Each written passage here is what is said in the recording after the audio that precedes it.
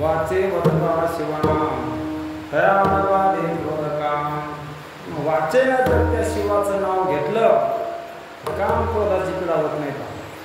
जे काम क्रोध त्या ठिकाणी कसे वैरी त्या काम क्रोधाचं पीडा होत नाही. कशामुळं? तर त्या भगवंताचं नाव जर घेतलं तर अंतःकरणातले दोष सुद्धा शांत होते. अंतःकरणातला अनेक प्रकारचे दोष आहेत, ते दोष त्या ठिकाणी नष्ट होते. त्या भगवंताच्या नावात एवढी शक्ती आहे जे अनादी काळाचे जीवाला त्या ठिकाणी जीवाला अत्यंत दुःखात घालायला लागले किंवा अनेक दुःखात संकटात आतापर्यंत त्यानेच घातलं असे दोष तर त्या भगवंताच्या त्या शिवाच्या नावाने जाते. वाचे वदता शिवनाम तयानवादे वदकाम. पण आपल्याला शत्रू वाटते पण ते बाह्य शत्रू म्हणजे शत्रू नाही, खरे शत्रू आत आहे. हात पाहिलं पाहिजे मग बाहेर पाहतो कारण बहिर्मुख झालाय, आतलं काही ध्यानात घेत नाही आणि खरे शत्रू आतमध्ये आणि ते कामक्रोध आहेत. आणि ते कामक्रोध जर गेले तर काय होत असतं?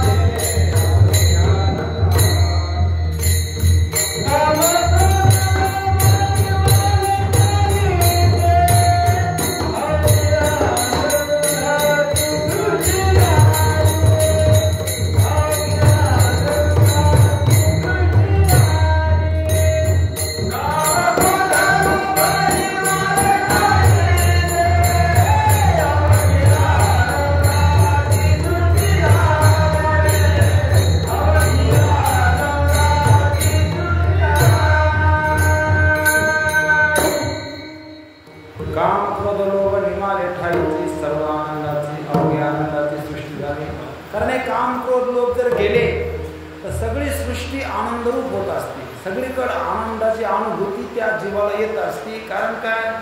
काम क्रोध लोक गेले, थोडा सगळं निघून गेले. हा प्रभाव आहे. पिकली असेल तैसे आम्हा केले काम क्रोध निमाने ठाईचं सर्व आनंदाची सृष्टी झाली. आनंद होत असतो. पण कधी? हे मनातले काम क्रोध गेल्यावर. आता काम क्रोध जाते कशानं? तो उपाय सांगितला. वाचे वदता शिवनाम तयानवादे बोधकाम. कार्यक्रम व्हावे. दुःख गेलं पाहिजे. दुःख जाण्यासाठी काम क्रोध गेले पाहिजे आणि काम क्रोध जाण्यासाठी देवाचं नाव घेतलं पाहिजे. देवाचं नाव घेतलं की काम क्रोध जाते. काम क्रोध गेलं की दुःख जाईल म्हणजे आनंदाची सृष्टी होईल. हा कार्यकारण भाव.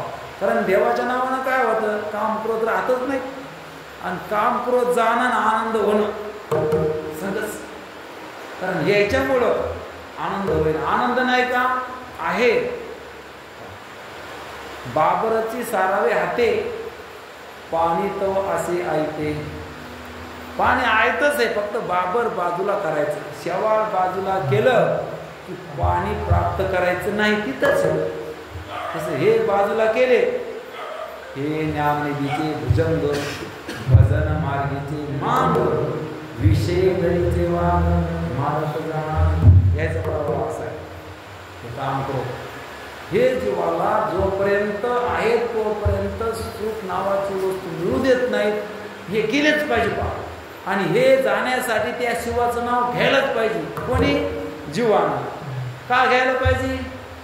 तर तो शिव शहाणा आहे, हा येडा आहे.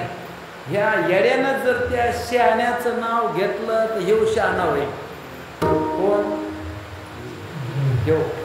जीव म्हणजे कोण? आपला मावळ भाऊ का सक्का भाऊ? जीव म्हणजे जीव. जीव म्हणजे आपण. म्हणजे आपण जर त्या शिवाचं नाव घेतलं, त्या शिवाचं ध्यान केलं, त्या शिवाचं भजन केलं, त्या शिवाकडे लक्ष दिलं तर आपला मूर्खपणा निघून जाईल, आपला येडेपणा निघून जाईल. आणि मग त्या ठिकाणी त्याचं ध्यान लागलं की देव काय करीत असतो? अगोदर करिया तिमिरांचा नाश उदय होऊन प्रकाश थोडी आशा पास करी गावास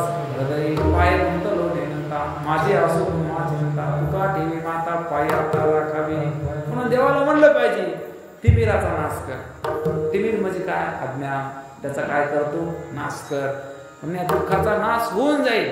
आणि म्हणून अशा प्रकारचं देवाच्या भजनामध्ये देवाला आपोआप म्हणलं जात असतं. देवाला काय म्हणायचं हे आपल्याला माहित नाही. आणि तुकाराम महाराजाला माहित आहे देवाला काय बोलावं लागत होतं. कारण हे ज्याचं त्याला माहीत असतं. जेजला काय बोलायचं आपल्याला माहीत नसतं. आपण वकील लावायचा असतो. ते बरोबर बोलतो काय बोलायचं. तिकडं धोका व्हायचा संभव होईल. दृष्टांत कमी पडतो. इकडं धोकाच नाही. कारण तुकाराम महाराज सांगत आहे आयसे सुख वचनी आहे विश्वासे अनुभव आहे. आम्ही म्हणतो म्हणून नाही. तू पाय आहे का नाही. इथं असं तिकडं झालं नाही झालं अंदाजे पंची. इथं खरे की पा खोटे आम्ही म्हणायला लागलो म्हणून नाही. तू पाय. अशा प्रकारचं संतांच्या वचनावर विश्वास ठेवून देवाच्या नादी लागलं पाहिजे. म्हणून धर्म अर्थ काम मोक्ष शिव एकदा प्रत्यक्ष.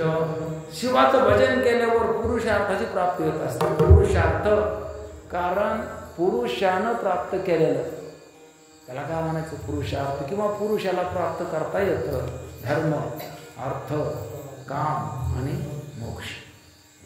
अंतिम पुरुषार्थ काय? हे सगळे गौण आहे. बुडा धर्म आहे. म्हणून धर्मांचर सत्यम वद.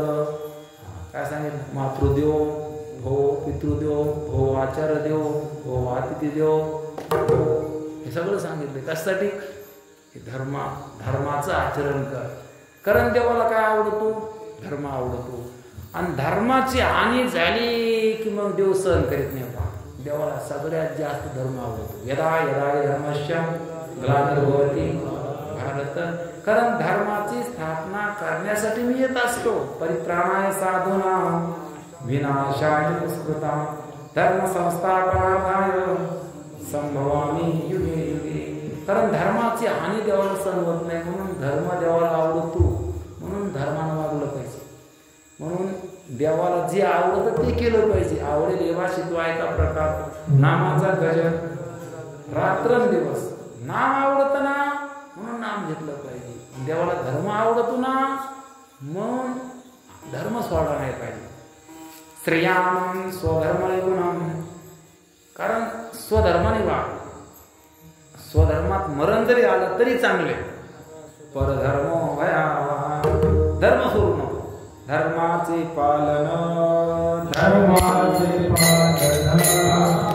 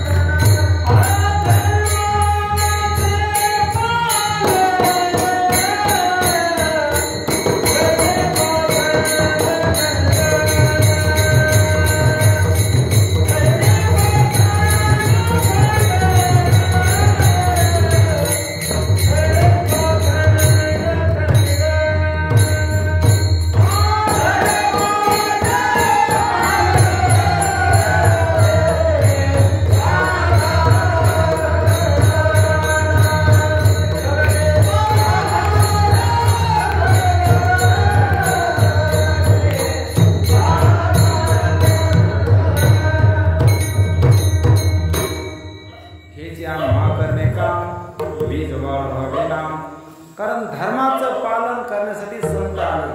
धर्माची स्थापना करण्यासाठी देव आला. म्हणून अशा प्रकारचा हा धर्म देवाला अत्यंत प्रिय आहे. म्हणून धर्म गुढ आहे. धर्मानं अर्थ कमवा आणि मग त्या ठिकाणी विधीनं काम भोगा. विधीनं काम भोगा आणि मग त्याला मोक्ष. हे पुरुषार्थ आहे. धर्म अर्थ. आणि जो देवाचं भजन करतो तर तो सरकत नाही बाजूला. कारण तो त्या ठिकाणी देवाचा भक्त असल्यामुळं देव त्याला सांभाळीत असतो. मागे पुढे उभा हा धर्म पसतो जाऊ देत नसतो. अधर्मापासून वाचित असतो. म्हणून या ठिकाणी हेच महत्वाचे. म्हणून शेवटी एकनाथ महाराज सांगत एका जनार्दनी शिव निवारी कळी काळाचा भेव. अरे शिव काय करतो? मुख्य म्हणजे जीवाला काळाची भीती. कारण सगळे त्या ठिकाणी आपण पाहतो मोठमोठे बलवान लोक पण काळातून पराभूत झाले. काळाच्या पुढे त्याचं काहीच चाललं नाही, आडवे झाले काळा. मग त्या काळाची सुद्धा त्या ठिकाणी भीती राहत नाही त्या भगवंताला शरण गेल्यावर. जगा काळ काय आम्ही माथा दिला काळावरी सत्ता आयशा करीतो वार्ता. कारण काळ गुलाम सलाम करी काळच आता आमचा दास झाला. सगळ्यात भयानक काळ आहे. कारण आपण पाहतो की 11व्या अध्यायामध्ये विश्वरूप दर्शन जेव्हा परमात्म्यानं दाखविलं तेव्हा अर्जुनाला भीती वाटली. एवढा मोठा त्या ठिकाणी अर्जुन वीर होता की निवांत कवचाचा ठाव पेढीला एवढा अर्जुन त्यानं भगवान शंकरला थकीत केलं युद्धामध्ये. देवाला आश्चर्य निर्माण झालं. आश्चर्य निर्माण होऊन देव त्याला प्रसन्न झाले, शस्त्रास्त्र दिले भगवान शंकरानं अर्जुना. त्याचं युद्ध पाहून खुश झाले. असा जेने संग्रामी हारू जिंकिला निवांत कवचाचा ठाव पेढीला तो अर्जुन मोहया पहिला क्षणामध्ये असा अर्जुन. तर त्या अर्जुनाला बोध करण्यासाठी भगवान कृष्णानं जेव्हा युद्धभूमीवर उपदेश केला आणि बोलता बोलता मग विश्वरूप दाखिलं. त्या विश्वरूपामध्ये काळ दाखिला. कारण का दाखिला की पाय तू म्हणतो ना मी मारणार आहे, तू मारित नाही, याला काळ लागलेला आहे, याचा काळ जवळ आलेला आहे, तो काळ मी आहे असं देवानं काळाचं स्वरूप दाखिलं. म्हणून अशा प्रकारचा त्या ठिकाणी अर्जुन होता की त्यानं धर्माचं पालन केलं आणि देवाला राबिलं. धर्म पांडवाने केला अंगे देव राबविला. देवाला राबिलं पण कशाच्या बळावर? धर्म पांडवाने केला, पांडवाने धर्म केला आणि देवाला राबावं लागलं. द्वारकेचे राणे पांडवा घरी कशाला आले होते? चहा प्याला, पोहे खाला, कशाला आले होते? भांडे घासायला त्याच्या घरी, घोडे धुवाला. देव तिथून आले इथं काम करायला. कारण काळी भक्ता घरी उच्चिष्ट ते उष्ट काढण्यासाठी आले. देवाची अर्जुनाची घोडे धुतली अनंते संकटे बहुते निवारले. म्हणून एका जनार्दनी शिव निवारी कलिकाळाचा भेव. अशा प्रकारचा परमात्मा की तो कलिकाळाचा भेव भीतीपासून जीवाचं रक्षण करतो असा परमात्मा. आणि म्हणून तो परमात्मा त्या शिवालाच जीवाचं कल्याण करता येतं. जीवाला जीवाचं कल्याण करता येत नाही. जीव जीवाचा घात करू शकतो पण जीवाचं कल्याण जीवाला करता येत नाही. आणि जीवाचं कल्याण शिवाच्या हातात आहे. म्हणून जीवानं कोणाकडे जाऊ नये? शिवाकडे जावं. जीवानं जगाकडे जाऊ नये, जीवाकडे जाऊ नये. आणि शिवाकडे गेल्याशिवाय राहू नये. म्हणून साधू संत त्या शिवाकडे जायचा बोध आपल्याला करते. झालेली सेवा गुरुवारी बापूराव महाराज पत्रिका यांच्या सेवेत समर्पित करू या ठिकाणी आपण थांबू. विठोबा